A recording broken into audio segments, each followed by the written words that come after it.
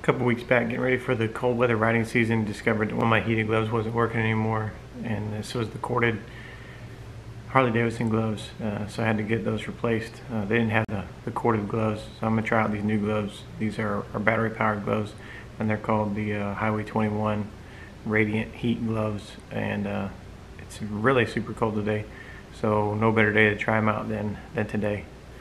I'll show you a little bit about them. So these are the Highway 21 Radiant Heated gloves. Here's the actual glove where you can turn up the heat one little step at a time. They got the padded knuckles, very well insulated, hopefully. We'll find out here in a little bit. The little battery packs that plug into the wall, and then once those are charged up, they'll go inside the gloves. So now I got the battery pack. All you gotta do is take the glove, you open it up right here, has a little plug, we plug that in, put that right back into the little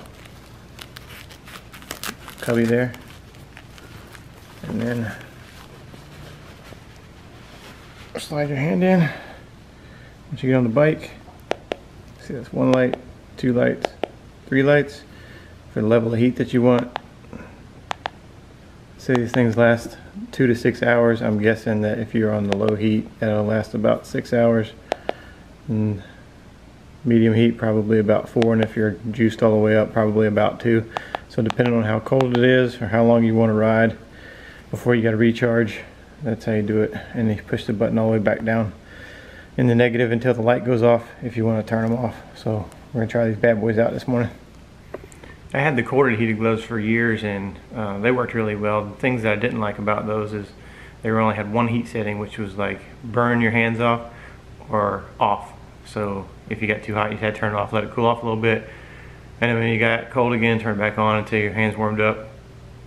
I also didn't like that the cords were very cumbersome. You had to have a plug hooked into your battery, and then you had cords running all through your clothing, and sometimes they get tangled up, or you know, get you knotted up when you're getting ready to ride, and it would run up and then out of your hands, out of your sleeves. It would sometimes be cumbersome, and then you had to worry about unplugging and plugging back in when you were getting on and off the bike. There was also an incident where you know, there's several plugs. There's plugs right by the wrist area, and there's a plug down at the bottom of the coat area, and then there's a plug that plugs directly into the bike. And they're quick release, so if you get off the bike, forget about it, and you walk away, it'll unplug real quickly without, you know, breaking the wire or anything like that. But there's also a downfall to the quick release, because, you know, I was riding one time and this guy cut me off, and I went to go, hey, tell him he's number one, and it unplugged that glove from my hand. We were riding in formation at the time. It was really cold, so that hand just froze for the rest of the ride. So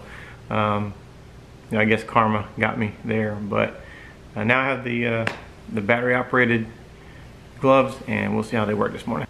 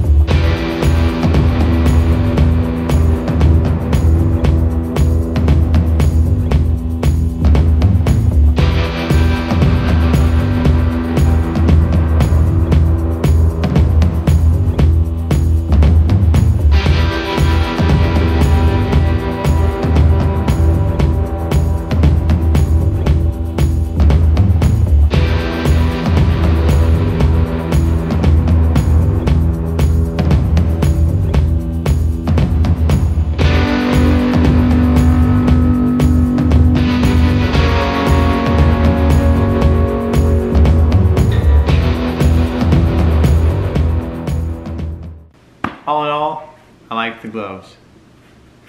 We took off, it was about 30 degrees, and the road we live on is a 55-mile-an-hour road, and I didn't even turn them on for that 10 miles. Once we turned onto the next road, with the speed limit was 65, and so up about 70 miles an hour, and started getting a little chilly on the hands, but overall really well insulated even without the heat on.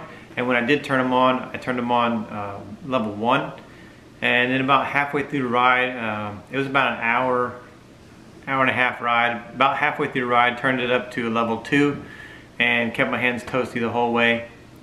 Really good. The only issue that I see potentially is if you look right here, this area right here, this is where the battery goes. So the opening of the glove is not very wide. So when you got on a lot of layers, it kind of gets bunched up, and it takes a little bit of doing with both gloves to get everything tucked in there. And then once you get it tucked in there, it's fine. The mobility on these are really good with the brakes and the clutch. That's really what I was worried about, with being able to control the brake and the clutch. Always scared with bulky gloves that you're not going to be able to control very well. But these are really good, really warm, and they cost about $210 at the local Harley shop. I'm not sure how much they cost online, but definitely like these.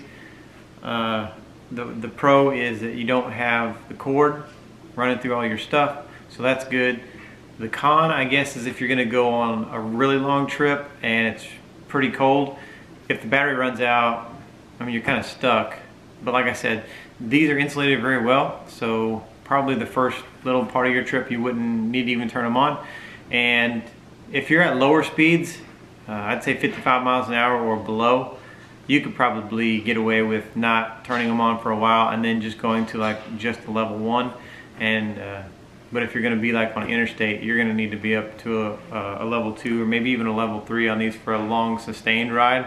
That's going to drain your battery.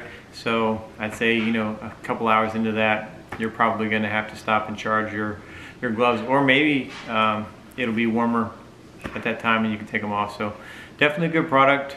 I recommend. I will look to see if there's a website where you can get them. I can get them at my local Harley shop, so you might be able to get them at your local Harley shop, but if not, I will look up to see if I can find them online, and I'll place a link in the description below. See ya. Okay.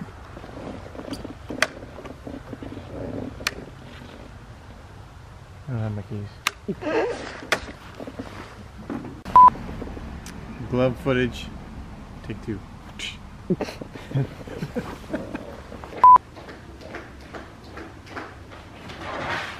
Making a bunch of noise. I was telling them they were making a bunch of noise.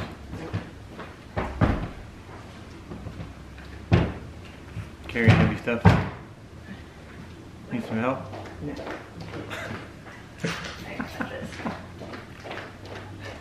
Carry on.